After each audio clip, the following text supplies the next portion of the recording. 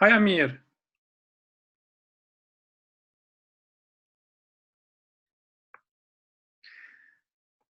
Okay, so I'll probably start now if there's no one coming.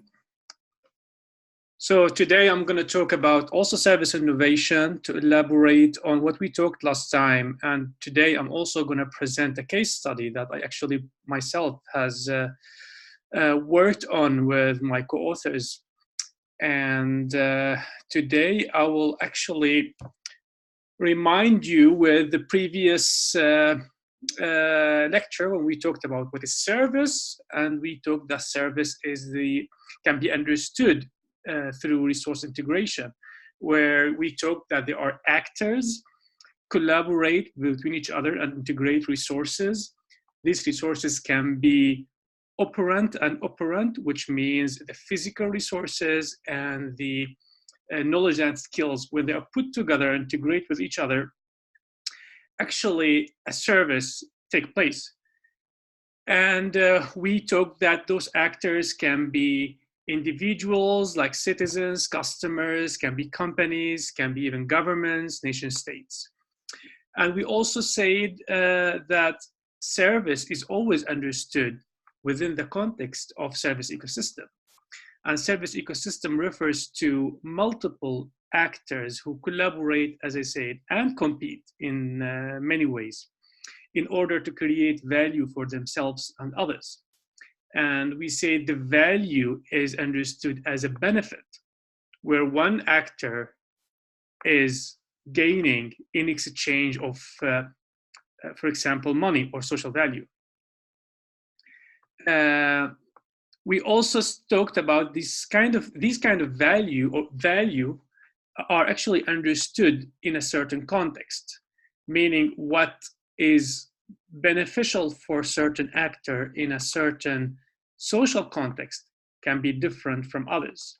And we talked about the car industry, where some cars, for example, can be valued as high quality in a certain country, where when we go to another country, because of different social system, the value of this car might differ.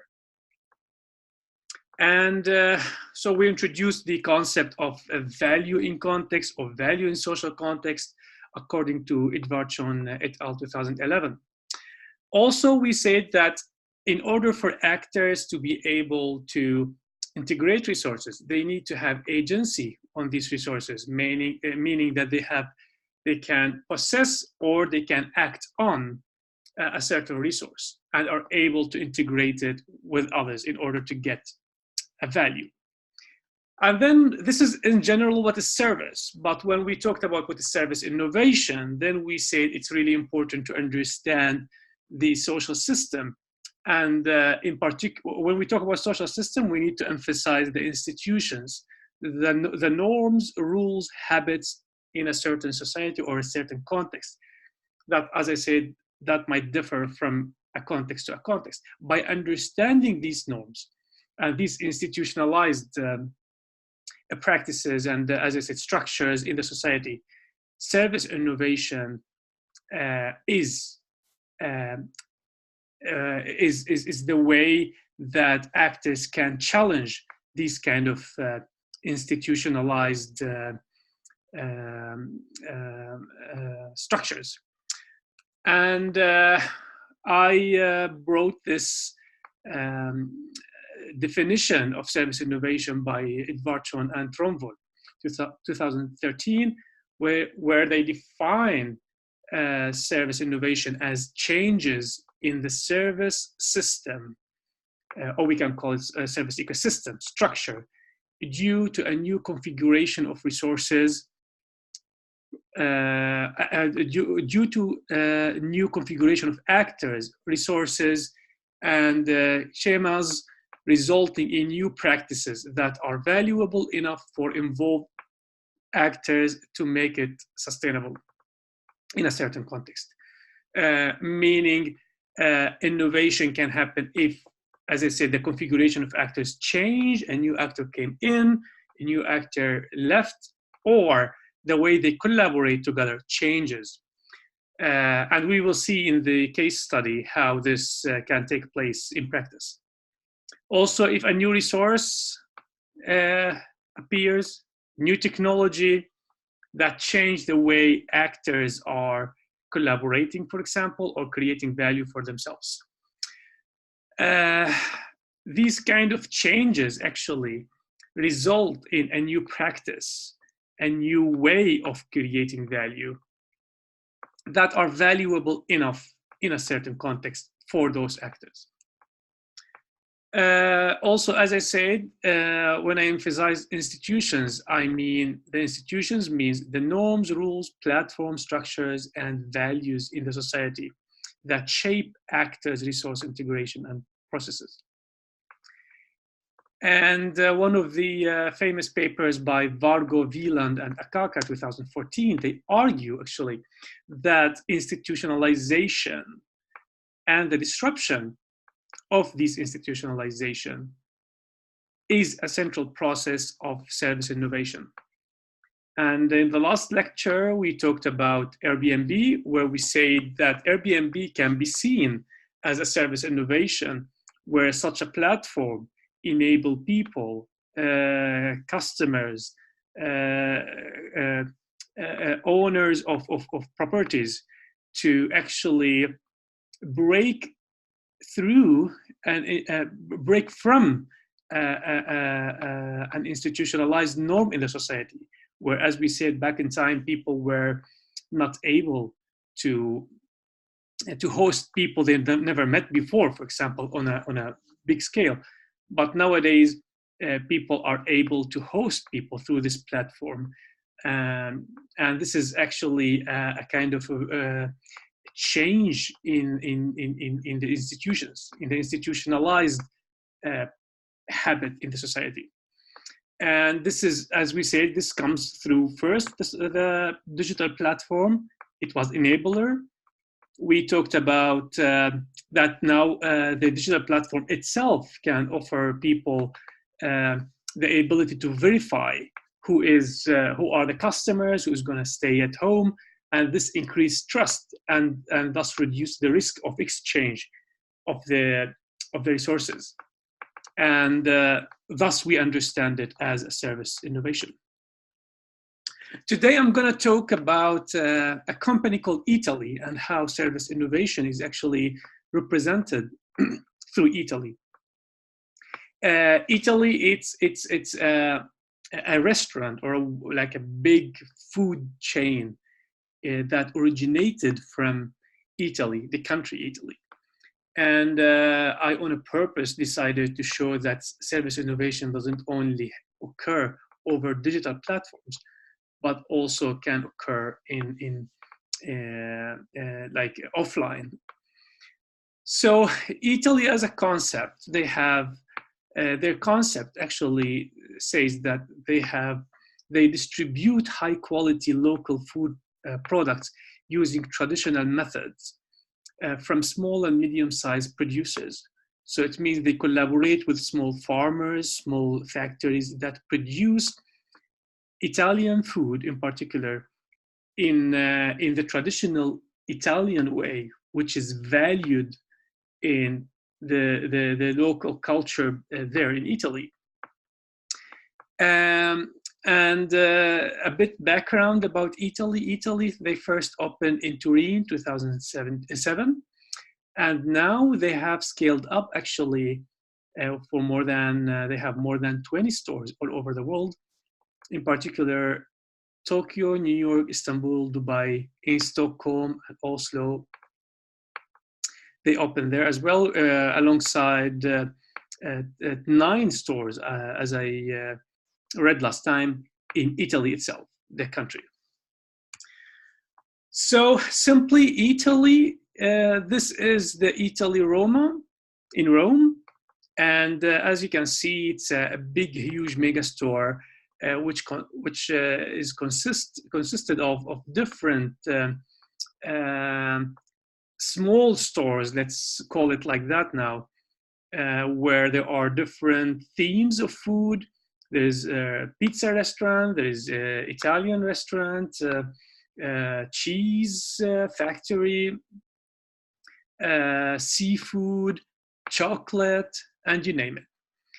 Why I'm bringing this? Because later I will talk about how such a company that were not specialized in food, they were just, let's call it like a platform, a physical platform that enabled many actors, many small service systems, because a restaurant can be seen as a service ecosystem that can all together operate on its platform and create value for customers. However, they were pretty innovative in the way they were selling food. And how can we really tell that they were innovative? Because first, this is reflected in the company number of new stores, which is one sign of being innovative, because innovation actually creates value, but also generate revenues for the innovator.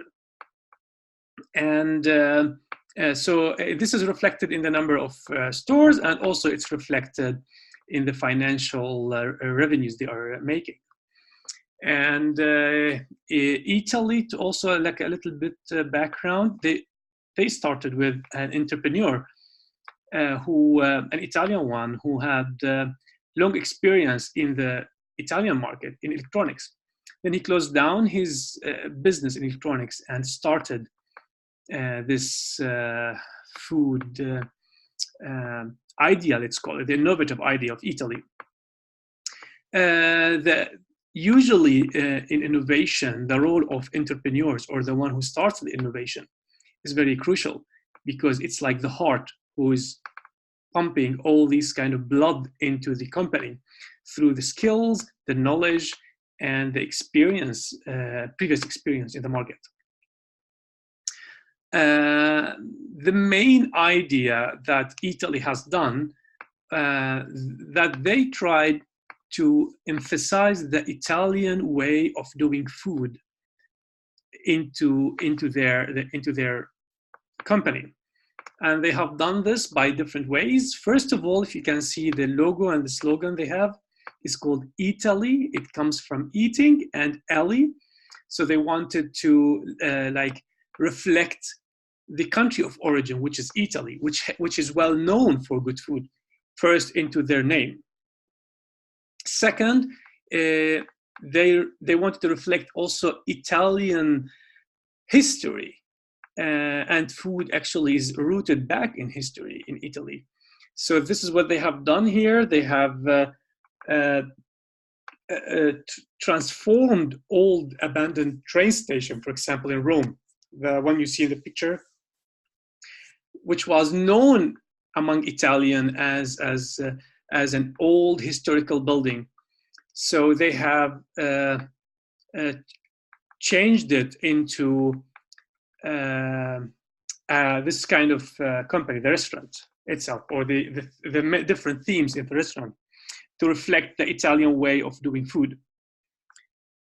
And then, so this is where we talked about like how they scaled up, and they want to reflect the Italian high quality food. And then what do they do, or what is their promise to the customers?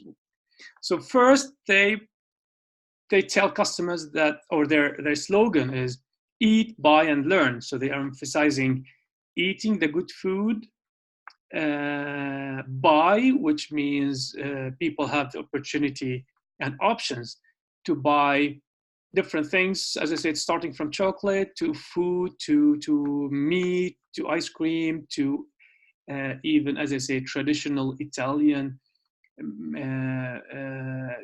for example, pasta, fresh pasta, and cheese in the store. And their last promise is learn. So it's not only a restaurant, as I said, it's like an institution that teach people how to make food. And this is the emphasis that we talked about in the beginning, that involving customers is very important for innovation, because customers themselves, they possess knowledge and skills in the way they produce and make food. So the company involved those customers, and we will tell later how, in the value creation process. So the framework that I started from, which says that the starting point is that resource integrators, who are the actors, so that we have actors with agency on resources that we already define as operant and operand. They operate on those resources, they integrate these resources. Integration can be seen as collaboration, cooperation, coordination, participating in the creation of the value.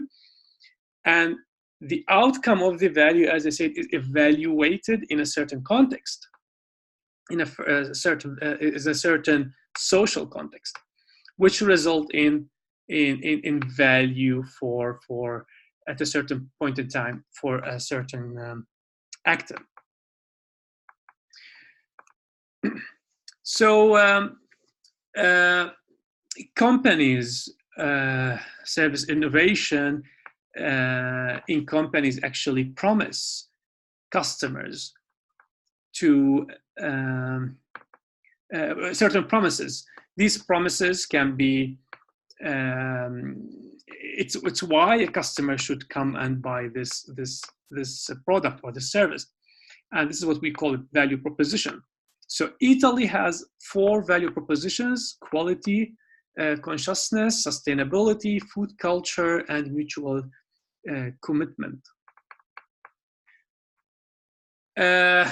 So what we have done in this paper, we have first identified who are the individuals and the actors involved, what kind of resources they have used, and how did they really create the value, and then we identified what is innovation actually. So what we discovered in this paper, that actors, they integrate resources. Among all these resources that we identified, brands, so they collaborated with well-known brands in the market, in the Italian market. They are well-known within Italian customers, and those Italian customers can relate to those brands, and by collaborating with those brands, Italy could resonate with people appreciation to those brands, and thus create a demand on their products. The same thing, Italy as a company, they integrated different themes, different service, we call it servicescape. So the servicescape, it's the place where a customer interact with the company, and this can be online platform, as I said, if it's online, or the store itself, where the customer try to test and try the product. And this is what is a servicescape. So they created different servicescapes, different themes of different restaurants, and they integrated together in a way that also people appreciate. These kind of integration can be seen simply when they, for example, created the pasta, fresh pasta, where customers can see in front of them how the pasta is being produced, and they sell it to customer, and what is left, which has not been sold from the pasta production, they integrate it and send it to another restaurant, which is the pasta that cooks the pasta, for example. And such an integration actually helped the company to reduce food waste, which is also valued by Italians. And it's a new trend nowadays in the market, where many people now try to buy stuff from companies that really take care of that avoid waste of resources. So as I said, what we can see innovative, that what we learn from Italy, that innovative companies integrate service systems and employees and customers and brands in new and smart ways. in their service ecosystem. This kind of integration has never been done before in other stores. That's why Italy has taken a step forward, and they have competitive advantage. Also, actors integrate resources in their efforts to create value for themselves and others. Also, Italy has done a novel and useful integration of resources, service systems, brand, and to drive innovation. We talked about that. And also, we talked about innovative ways of capturing value, and business models are focused on. And at the end, service innovations change institutionalized norms, rules, and habits.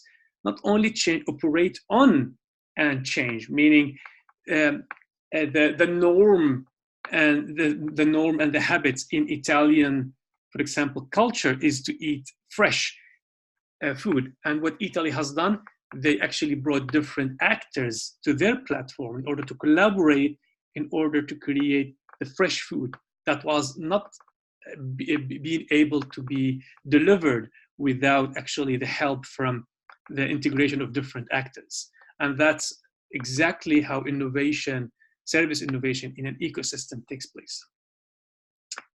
I want to thank you for today's lecture. And since there is no question, I will quit this lecture.